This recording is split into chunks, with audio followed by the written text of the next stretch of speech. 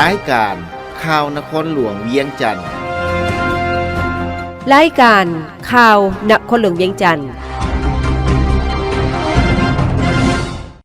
สบายดีท่านผู้ฟังที่เคารพที่นี่สถานีวิทยุกระจายเสียงนครหลวงเวียงจันทน์รายการข่าวนครหลวงเวียงจันทน์ประจำวันอังคารวันที่24มิถุนายน2025มีข่าวที่สำคัญต่างๆมานำเสนอต่อบรรดาท่านต่อไปเส้นทางรับฟังรายละเอียดคณะผู้แทนลาวเข้าร่วมงานวางแสดงสินค้าจีนอาซีใต้ในวันที่18-21มิถุนายน2025ท่านกี่แก้วไข่คำพิทูลรองนายกรัฐมนตรีนำพาคณะผู้แทนเข้าร่วมพิธีเปิดงานแสดงสินค้าจีนอาซีใต้ครั้งที่9และงานวางแสดงการนำเข้าส่งออกสินค้าคุณหมิ่งสาธารณรัฐประชาชนจีนครั้งที่29ภายใต้หัวข้อความสามัคคีและการร่วมมือเพื่อการพัฒนาโอกาสนี้ท่านรองนายกรัฐมนตรีได้ขึ้นกล่าวมีคำเห็นว่าการจัดงานวางแสดงดังกล่าวเพื่อสร้างกาลโอกาสให้บรรดาภาคธุรกิจที่มาจากประเทศต่างๆในโลกรวมทั้งลาวได้พบปะแลกเปลี่ยนข้อมูลข่าวสารด้านการค้าการลงทุนส่งเสริมการท่องเที่ยวและส่งเสริมการร่วมมือด้านธุรกิจเพื่อเสริมโยงตลาดสินค้านำกันการเข้าร่วมงานวางแสดงครั้งนี้บ่เพียงแต่แสดงสินค้าเท่านั้นแต่ยังสร้างความไว้เนื้อเชื่อใจซึ่งกันและกันระหว่างบรรดาประเทศก็คือภาคส่วนเอกชนและภาครัฐที่จะร่วมสร้างอนาคตที่มั่นคงและยืนยงปี2024ลาวได้รับเกียรติเป็นประธานหมุนเวียนอาเซียนซึ่งได้จัดกองประชุมสุดยอดอาเซียนร่วมกับประเทศคู่ร่วมเจรจาต่างๆและกองประชุมปิ่นอ้อมซึ่งหลายกองประชุมที่สำคัญโดยเฉพาะกองประชุมลงทุนอาเซียนกองประชุมได้กำหนดทิศทางการลงทุนอาเซียนในระยะใหม่โดยได้ยึดถือเอาการพัฒนาเศรษฐกิจสังคมตามทิศสีเขียวและยืนยงเป็นเป้าหมายหลักของการพัฒนาในระยะใหม่เห็นได้ถึงกาลโอกาสก็คือทางแห่งของการพัฒนาแบบยืนยงลาวได้วางยุทธศาสตร์การเติบโตสีเขียวแห่งชาติที่ได้ถูกขับเคลื่อนปี 2018 ซึ่งแสดงให้เห็นทายแห่งและส่งเสริมการหันเปลี่ยนตามทิศสีเขียวคือท่าแห่งด้านพลังงานสะอาดลาวเป็นประเทศที่นำหน้าในภาคพื้นที่พัฒนาพลังงานสะอาดเพื่อตอบสนองความต้องการพลังงานของประเทศและภาคพื้นอาเซียนโดยเฉพาะพลังงานมาจากไฟฟ้าน้ำตกแสงตะเวนพลังงานลมพลังงานแบบสูบกับพลังงานสิ่งเสียดเหลือและอื่นๆการซื้อขายสินค้ากักบอนลาวถูกจัดเป็นอันดับที่1ในอาเซียนและอันดับที่8ของโลกที่ยังมีป่าไม้ปกคลุมหลายกว่าหมู่ฉะนั้นด้วยวิสัยทัศน์ที่จะบรรลุการปกคลุมของป่าไม้ให้ได้70ส่วนห้อยจึงเป็นกาลโอกาสสำหรับการลงทุนที่ติดพันกับการปกปักรักษา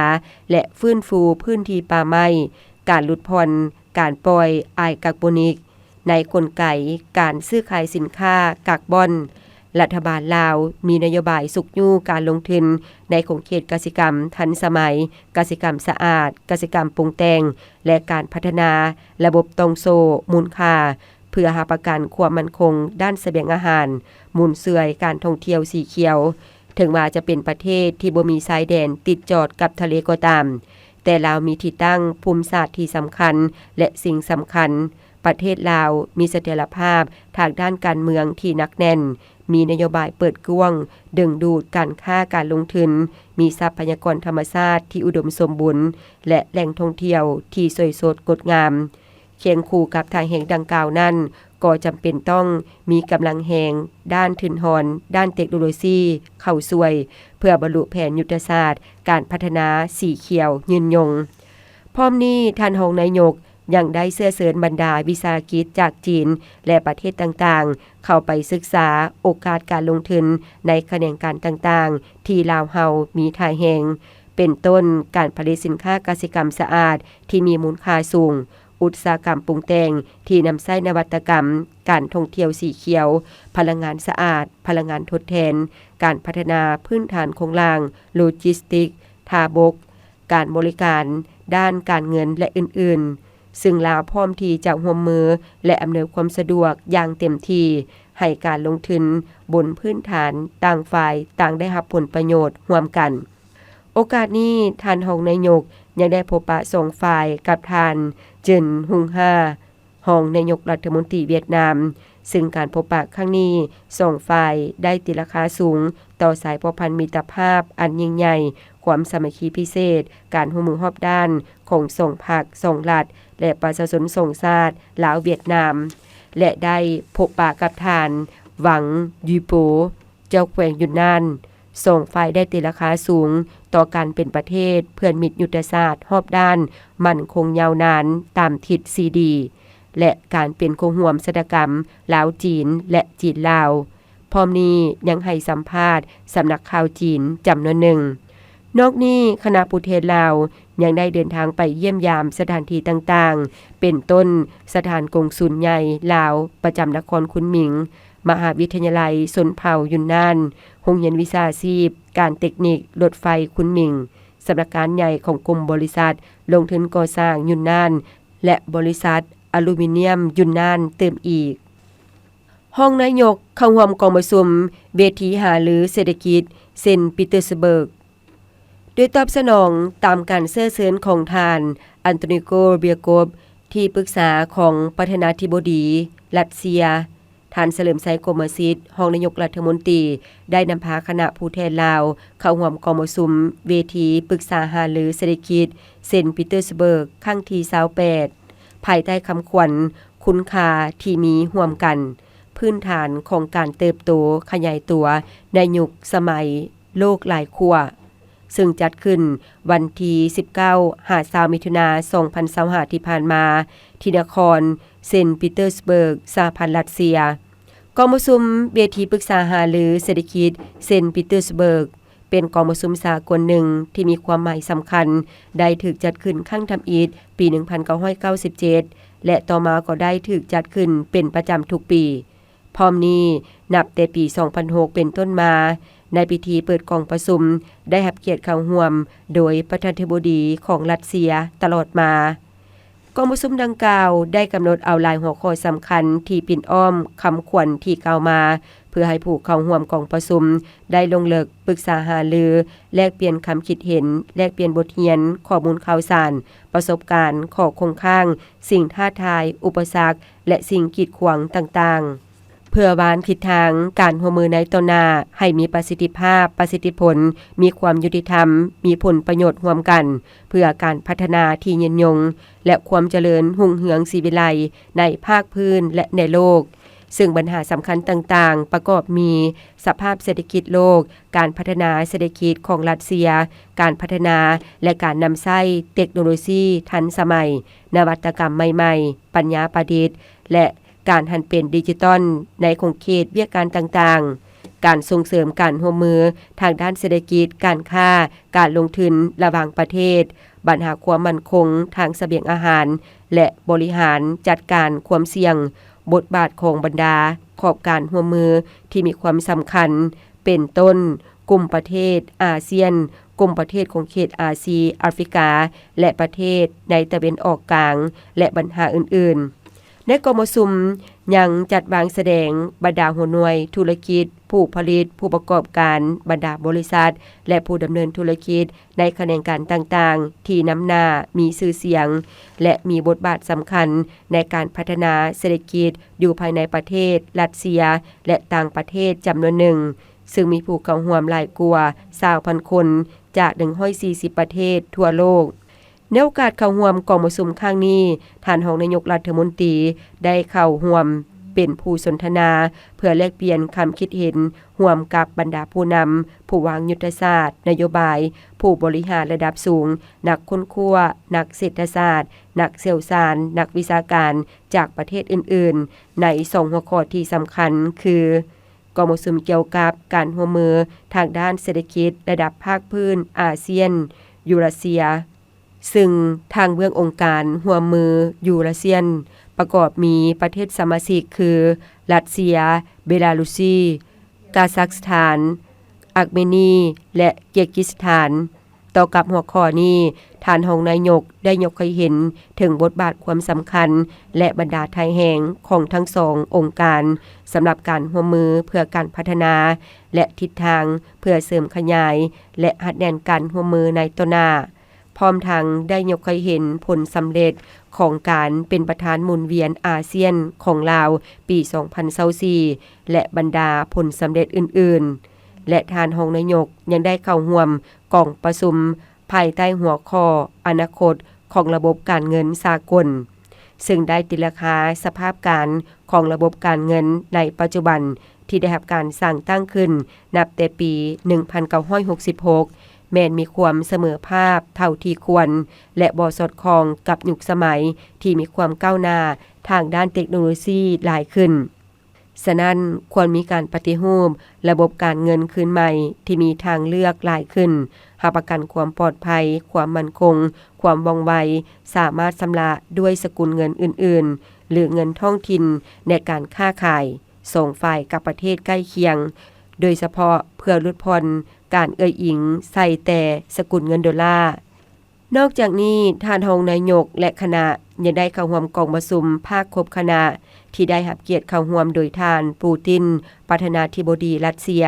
พร้อมแขกถึกเชิญพิเศษในกองประชุมท่านปูตินได้ขึ้นกล่าวคำเห็นที่สุมใส่หลายปัญหาสำคัญพ้นเด่นเป็นต้นสภาพการพัฒนาเศรษฐกิจภาคพื้นและในโลกโดยเฉพาะสภาพการพัฒนาเศรษฐกิจการดำเนินธุรกิจการค้าการลงทุนและการจัดตั้งปฏิบัติเวียกการในแขนงการต่างๆของรัสเซียปัจจุบันที่ยังมีความเข้มแข็งและก้าวหน้าขึ้นไปอย่างบ่หยุดยั้งท่ามกลางสภาพความยุ่งยากต่างๆและสิ่งท้าทายที่เกิดขึ้นในโลกพร้อมนี้บรรดาแขกเกียรติมศักดิ์ที่เข้าร่วมยังได้มีคำเห็นเติมอีกธนาคารแห่งสาธารณรัฐประชาธิปไตยประชาชนลาวประกาศการจัดตั้งพนักงานการนำขั้นสูงธนาคารแห่งสาธารณรัฐประชาธิปไตยประชาชนลาวจัดพิธีประกาศการจัดตั้งพนักงานการนำขั้นสูงขึ้นวันที่23มิถุนายน2025ที่ธนาคารแห่งสาธารณรัฐประชาธิปไตยประชาชนลาวมีทานเฉลิมไสกรมสิทธิ์รองนายกรัฐมนตรีสมาชิกสภาบริหารธนาคารแห่งสาธารณรัฐประชาธิปไตยประชาชนลาวคณะบริหารงานภาคคณะนำและภาคส่วนที่เกี่ยวข้องเข้าร่วมท่านนางวิไลพิรวงศ์รองหัวหน้ากรมคุ้มครองพนักงานคณะจะตั้งศูนย์กลางภาคได้ขึ้นผ่านคำสั่งว่าด้วยการยกย้ายพนักงานการนำขั้นสูงไปรับหน้าที่ใหม่กรมการเมืองศูนย์กลางภาคออกคำสั่งยกย้ายท่านนางบุญคำวรจิตเลขาคณะบริหารงานภาคกระทรวงทรัพยากรธรรมชาติและสิ่งแวดล้อมไปรับหน้าที่ใหม่อยู่ธนาคารแห่งสาธารณรัฐประชาธิปไตยประชาชนลาวผ่านมติตกลงว่าด้วยการแต่งตั้งเลขาคณะบริหารงานภาคธนาคารแห่งสาธารณรัฐประชาธิปไตยประชาชนลาวกรมการเมืองศูนย์กลางภาคตกลงแต่งตั้งท่านนางบุญคำวรจิตกรรมการศูนย์กลางภาคเป็นเลขาคณะบริหารงานภาคธนาคารแห่งสาธารณรัฐประชาธิปไตยประชาชนลาวผ่านมติตกลงว่าด้วยการแต่งตั้งของเลขาคณะบริหารงานภาคธนาคารแห่งสาธารณรัฐประชาธิปไตยประชาชนลาวคณะเลขาธิการศูนย์กลางภาคตกลงแต่งตั้งท่านนางวัฒนาดาลาลอยเป็นรองเลขาคณะบริหารงานภาคธนาคารแห่งสาธารณรัฐประชาธิปไตยประชาชนลาวผ่านดำรัสว่าด้วยการแต่งตั้งของผู้ว่าการธนาคารแห่งสาธารณรัฐประชาธิปไตยประชาชนลาวนายกรัฐมนตรีออกดำรัสแต่งตั้งท่านนางวัฒนาดาลาลอยเป็นรองผู้ว่าการธนาคารแห่งสาธารณรัฐประชาธิปไตยประชาชนลาวในพิธีท่านอรุณบุญยงกรรมการประจำพรรครองผู้ว่าการธนาคารแห่งสาธารณรัฐประชาธิปไตยประชาชนลาวได้ขึ้นผ่านบทสรุปเบี้ยการรอบด้านของธนาคารแห่งสาธารณรัฐประชาธิปไตยประชาชนลาวประจำ6เดือนต้นปี2025และทิศทางแผนการ6เดือนท้ายปี2025โอกาสนี้ท่านเฉลิมไสกรมสิทธิ์ได้โอลมเน้นให้ผู้ที่ได้รับการแต่งตั้งยกย้ายและพนักงานนำพาหลักแหล่งภายในธนาคารแห่งสาธารณรัฐประชาธิปไตยประชาชนลาวว่าการปรับปรุงแต่งตั้งยกย้ายถือเป็นเรื่องการปกติ ถูกต้องสอดคล้องกับแนวทางนโยบายการเมืองของภาครัฐขอให้พนักงานหลักแหล่งมีความอุ่นเอียนทุนเทียงต่อการซี้นำพาของภาครัฐมีความสามัคคีเป็นจิตหนึ่งใจเดียวกันช่วยเหลือซึ่งกันและกันเพื่อพัฒนาเวียกการธนาคารแห่งสาธารณรัฐประชาธิปไตยประชาชนลาวให้มีการพัฒนาขึ้นไปเรื่อยๆสมาชิกสภาแห่งชาติพิจารณาห่างกฎหมายว่าด้วยความปลอดภัยไซเบอร์ฉบับสร้างใหม่การดำเนินกองประชุมสมัยสามัญเทื่อที่9ของสภาแห่งชาติสุดที่9วันที่23มิถุนายน2025โดยเป็นประธานของท่านพลโทสุวรรณเหลืองบุญมีรองประธานสภาแห่งชาติท่านบเวียงคำวงดารารัฐมนตรีกระทรวงเทคโนโลยีและการสื่อสารได้เสนอห่างกฎหมายว่าด้วยความปลอดภัยไซเบอร์ฉบับสร้างใหม่ที่ประกอบมี10ภาค11หมวดและ79มาตราจากด้านบรรดาสมาชิกสภาแห่งชาติได้สุมใส่ประกอบความคิดเห็นใส่ห่างกฎหมายดังกล่าวเพื่อเฮ็ดให้มีเนื้อในครบถ้วนสมบูรณ์การกำหนดระเบียบหลักการมาตรการเกี่ยวกับการคุ้มครองและการติดตามกฎกาเวียกการความปลอดภัยไซเบอร์ได้รับการจัดตั้งปฏิบัติอย่างมีประสิทธิภาพและประสิทธิผลในใส่ปกป้องความมั่นคงของชาติความสงบความเป็นระเบียบเรียบร้อยของสังคมรับประกันความปลอดภัยของข้อมูลข่าวสารโอกาสนี้ท่านบเวียงคำวงดาราได้ยกให้เห็นเหตุผลและความจำเป็นในการสร้างกฎหมายเพื่อให้สอดคล้องกับสภาพความเป็นจริงของการพัฒนาด้านเศรษฐกิจสังคมของประเทศเฮ็ดให้การคุ้มครองเทคโนโลยีสื่อสารข้อมูลข่าวสารทันกับสภาพการเปลี่ยนแปลงใหม่แต่ละระยะและเพื่อให้สอดคล้องกับสนธิสัญญาสากลที่ลาวเฮาเป็นภาคีกฎหมายฉบับนี้ยังมีความสำคัญในการสร้างกลไกการคุ้มครองและปกป้องข้อมูลข่าวสารรับประกันสิทธิและผลประโยชน์อันชอบธรรมของผู้ใช้บริการให้ได้รับความเป็นธรรมและปลอดภัยพร้อมทั้งสร้างพื้นฐานทางกฎหมายในการแต่งตั้งและเคลื่อนไหวของระบบปฏิบัติการความปลอดภัยไซเบอร์แห่งชาติและยกประสิทธิภาพกลไกการประสานงานในการตอบโต้เหตุฉุกเฉินไซเบอร์ที่ร้ายแรงนอกจากนี้ยังมีความจำเป็นในการกำหนดมาตรการป้องกันตอบโต้เหตุการณ์ฉุกเฉินและกู้คืนระบบในกรณีเกิดภัยคุกคามไซเบอร์สร้างขอบเขตทางกฎหมายสำหรับการขึ้นทะเบียนความปลอดภัยไซเบอร์และการดำเนินธุรกิจความปลอดภัยไซเบอร์กำหนดสิทธิ์และพันธะของผู้ขึ้นทะเบียนความปลอดภัยไซเบอร์ผู้บริการและผู้ใช้บริการความปลอดภัยไซเบอร์พร้อมทั้งสร้างกลไกในการคุ้มครองและกฎกาเวียกการความปลอดภัยไซเบอร์การสร้างกฎหมายฉบับนี้จะช่วยให้การจัดตั้งปฏิบัติเวียกงานความปลอดภัยไซเบอร์มีประสิทธิภาพและมีประสิทธิผล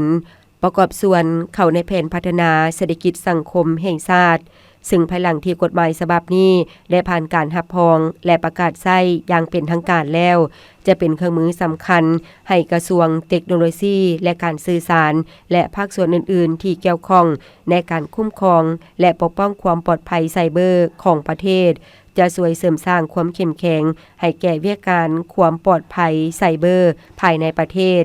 การเสริมโยงภาคพื้นและสากลด้านดิจิทัลโดยเฉพาะการปกป้องโครงหลังพื้นฐานข้อมูลข่าวสารที่สำคัญของชาติพร้อมทั้งรับประกันการปกป้องสิทธิและข้อมูลส่วนตัวของผู้ใช้บริการนอกนี้ยังจะส่งเสริมการลงทุนของหัวหน่วยธุรกิจทั้งภายในและต่างประเทศในแขนงการเทคโนโลยีข้อมูลข่าวสารและการสื่อสารโดยเฉพาะในด้านการบริการความปลอดภัยไซเบอร์สร้างกลไกในการตอบโต้เหตุการณ์ฉุกเฉินไซเบอร์และการกู้คืนระบบที่มีประสิทธิภาพผ่านการจัดตั้งระบบปฏิบัติความปลอดภัยไซเบอร์แห่งชาติและการประสานงานอย่างมีประสิทธิภาพในการตอบโต้เหตุฉุกเฉินไซเบอร์จะช่วยเพิ่มความพร้อมในการรับมือกับภัยคุกคามทางไซเบอร์ไปเคียงคู่กับการเพิ่มความรับรู้และความเข้าใจเกี่ยวกับความปลอดภัยให้แก่สังคมผ่านการฝึกอบรมและการสร้างความรับรู้ที่กำหนดไว้ในกฎหมายจะช่วยสร้างวัฒนธรรมด้านความปลอดภัยไซเบอร์ได้อย่างกว้างขวางหลายขึ้น สร้างความเข้มแข็งให้สื่อมวลชนในการเขียนข่าวปัญหาสีเขียวสมาคมนักข่าวแห่งสาธารณรัฐประชาธิปไตยประชาชนลาวร่วมกับองค์การแค่นานาชาติจัดฝึกอบรมนักข่าวภายใต้หัวข้อการรายงานข่าวปัญหาสีเขียวให้สื่อมวลชนอยู่ภาคกลางภายใต้โครงการสร้างความเข้มแข็งให้แก่สื่อมวลชนโดยการมีส่วนร่วมขององค์การจัดตั้งทางสังคมเพื่อการพัฒนาสีเขียวในลาวจัดขึ้นในวันที่23-27 มิถุนายน 2025ที่นครหลวงเวียงจันทน์มีทานสวรรครรัฐมนตรีประธานสมาคมนักข่าวแห่งสาธารณรัฐประชาธิปไตยประชาชนลาวฐานเวียงคำศรีสุวงศ์รองหัวหน้าแผนกแถลงข่าววัฒนธรรมและท่องเที่ยวนครหลวงเวียงจันทน์วิทยากรสัมมนากรจาก4แขวงภาคกลางนครหลวงเวียงจันทน์แขวงเวียงจันทน์บริคำไซและแขวงไซสมบูรณ์และผู้ตั้งหน้าองค์การแค่นานาชาติเข้าร่วมท่านสวรรครรัฐมนตรีกล่าวว่าเพื่อสืบต่อยกระดับความรู้ความสามารถและทักษะให้นักข่าวในการนำใช้อุปกรณ์และเครื่องมือที่ทันสมัยในยุคดิจิตอลเพื่อให้ผู้เข้าร่วมได้ผลิตข่าวผลิตบทด้วยหลากหลายวิธีหลายรูปแบบสีสันและกระจายผ่านหลายระบบสื่อสารไปถึงกลุ่มเป้าหมายในสังคมทั้งภายในต่างประเทศโดยเฉพาะการพัฒนาสีเขียวยืนยงบรรดาหัวข้อที่นำมาเสนอในสุดฝึกอบรมครั้งนี้มีบทบาทและความเสมอภาพยิงทรายการพัฒนาสีเขียวยืนยงและปัญหาสิ่งแวดล้อมความปลอดภัยในการใช้สื่อสังคมออนไลน์การคุ้มครองสื่อจรรยาบรรณนักข่าวการนำใช้ปัญญาประดิษฐ์เข้าในเวียกการสื่อผลิตบทเรื่องสั้นในรูปแบบต่างๆสำหรับสื่อออนไลน์พร้อมนั้นยังจะได้ไปทัศนศึกษาในหัวข้อท่องเที่ยวสีเขียวยืนยงอยู่เมืองวังเวียงแขวงเวียงจันทน์เพื่อไปเก็บกำข้อมูลมาผลิตเป็นคลิปวิดีโอเรื่องสั้นออกในสื่อต่างๆเช่น Facebook YouTube เว็บไซต์ที่สมรกรสังกัดและส่งไปแข่งขันโดยจะมีรางวัลที่1ที่2ที่3และรางวัลสมเสยบทใดที่ถูกคัดเลือกได้รางวัลที่1 5ที่3เจ้าของบทจะได้สืบต่อไปทัศนศึกษาอยู่เวียดนามในท้ายปี 2025หรือต้นปี 2026ในปีผ่านมาเจ้าของบทได้รับรางวัลได้ไปทัศนศึกษาอยู่ประเทศไทยซึ่งการฝึกอบรมครั้งนี้จะช่วยให้นักข่าวจากภาคกลางได้นำเอาความรู้ความสามารถจากบรรดาอาจารย์นำใช้เข้าในเวียกงานวิชาเฉพาะของตนให้เกิดประโยชน์สูงสุดชาวบ้านหนองบัวทองเมืองปากเงิมกำลังสุ่มใส่โลกาและปักดำเข้านาปี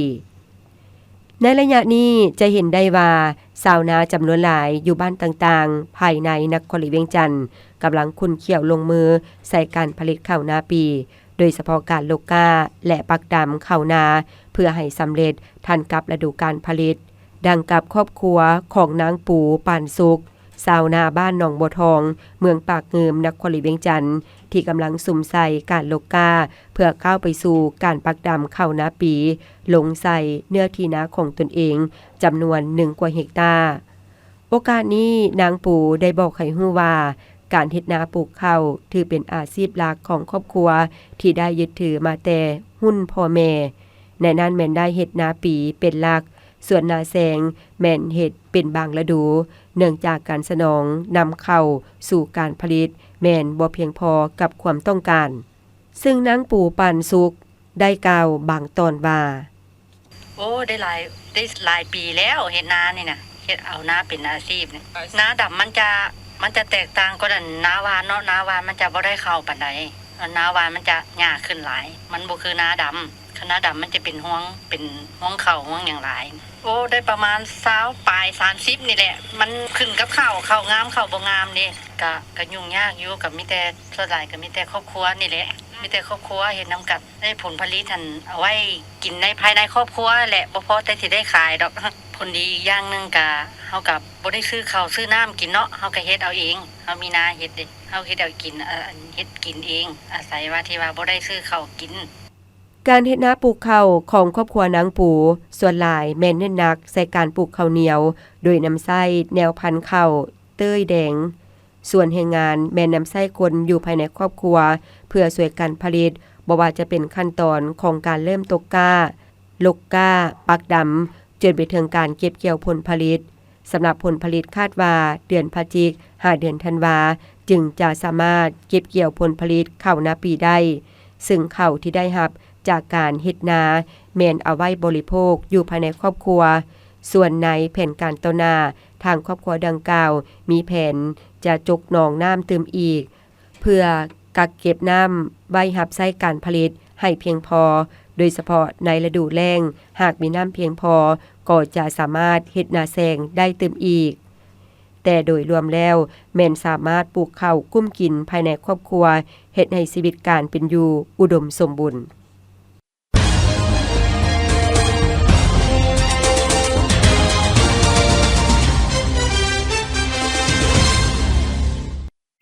ต่อไปเชิญท่านรับฟังข่าวต่างประเทศชาวรัสเซียใช้เวลากับโทรศัพท์มือถือเฉลี่ย 5.5 ชั่วโมงต่อมือชาวรัสเซียแต่ละคนใช้เวลาเฉลี่ย 5.5 ชั่วโมงต่อมือกับโทรศัพท์มือถือในขณะที่วัยหนุ่มใช้เวลาเกือบ 7 ชั่วโมงต่อมือบางคนบ่ได้ใช้โทรศัพท์มือถือเพียงแต่สำหรับการสื่อสาร การศึกษาหรือการบริโภคเนื้อในที่เป็นประโยชน์เท่านั้นและบ่ว่าพวกเราจะส่งเสริมเนื้อในที่มีคุณภาพเพียงใดปรากฏการณ์ที่เป็นกระแสยังคงเกิดขึ้นอยู่การบริโภคเนื้อในดังกล่าวอาจเบิ่งคือว่าบ่มีอันตรายแต่ถ้าหากพิจารณาในแง่ของปรากฏการณ์ทางด้านวัฒนธรรมเนื้อในลักษณะนี้ครอบงำจิตใจอย่างรุนแรงจาการ์ตาจะเพิ่มรถเมล์ไฟฟ้า200คันเพื่อสุขยุการขนส่งสาธารณะอำนาจการปกครองนครหลวงจาการ์ตาจะเพิ่มรถเมล์ไฟฟ้าประมาณ200คันเพื่อรองรับการเดินทางสาธารณะเพิ่มเติมภายในท้ายปีนี้หลังจากพบว่ามีจำนวนผู้โดยสารเพิ่มขึ้นและจำเป็นต้องได้ขยายพื้นที่ให้บริการปัจจุบันผู้ประกอบการรถเมล์ในตัวเมืองได้ใช้รถเมล์ไฟฟ้าจากผู้ผลิตในจีนจำนวนหลายซึ่งเป็นส่วนหนึ่งของความพยายามสุขยุการนำใช้รถเมล์ไฟฟ้าการเพิ่มจำนวนรถเมล์ไฟฟ้าในครั้งนี้เป็นส่วนหนึ่งในภารกิจของอำนาจการปกครองจาการ์ตาในการปรับปรุงและขยายระบบการขนส่งสาธารณะท้องถิ่นข่าวพยากรณ์อากาศพยากรณ์อากาศประจำวันที่24มิถุนายน2025ห้องความกดดันอากาศต่ำและห้องฝนยังพาดผ่านอยู่แขวงภาคเหนือของประเทศลาวสมทบกับลมมรสุมตะวันตกเฉียงใต้พัดปกคลุมซึ่งจะเฮ็ดให้มีฝนตกฟ้าห้องฟ้าเลื่อมในระดับคอยหาปานกลางอยู่เกือบทั่วไปในแต่ละภาคและจะมีฝนตกหนักพร้อมมีลมพัดแรงอยู่บางท้องถิ่นพยากรณ์อากาศแต่เวลา 7 โมงของวันที่24หาวันที่25มิถุนายน2025ภาคเหนือด้านตะวันออกแขวงพงสาลีหัวพันเสียงขวาง